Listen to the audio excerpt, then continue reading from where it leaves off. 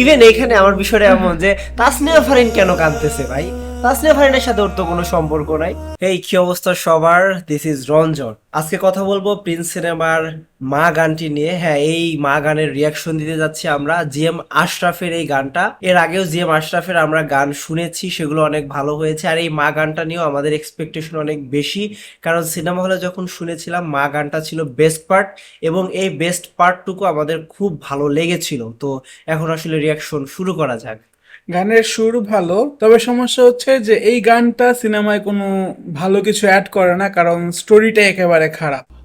এটা হচ্ছে ওই লাস্ট মুহূর্তের দিকে আর কি, হ্যাঁ, এই সিনগুলা।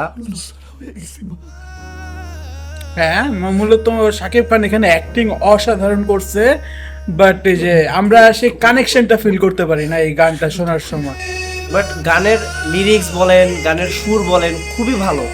এই যে এখানে কিভাবে তারা প্ল্যান করে এখানে আনলো সেই জিনিসটাও তেমন ভাবে দেখানো হয় নাই, বা লাস্ট মুহূর্তে কেনই সে আনলো, তার মা কেন রাজি হলো, এই জিনিসগুলো কিন্তু আসলে এই সিনেমাতে দেখানো হয় নাই। ইভেন এখানে আমার বিষয়টা এমন যে তাসনিয়া ফারিন কেন কাঁদতেছে ভাই? তাসনিয়া ফারিনের সাথে ওর তো কোনো সম্পর্ক নাই। দিবেন্দু ভট্টাচার্য একেবারে ওয়েস্ট অফ ট্যালেন্ট ছিল। শাকিব খানের অভিনয় ভাই আসলে দেখার মতো। আপনি যেই সিনেমাতেই তাকে ইউজ করেন না কেন, তার সিনেমার, তার যে অভিনয় এখন আসলে হয়েছে, অভিনয়ের দক্ষতা, সে সব জায়গায় নিজেকে মানিয়ে নেয়। গানটাতে বেশি লিরিক্সও নাই, বাট যতটুকু আছে ততটুকু আপনার আসলে মন জয় করবে। এর সুরটা শুনলে আপনার ভালো লাগতে বাধ্য। ওকে, এই গান শোনার থেকে ভালো আপনি রাজকুমারের মা গানটা শুনতে পারেন, এর থেকে হাজার গুণে ভালো।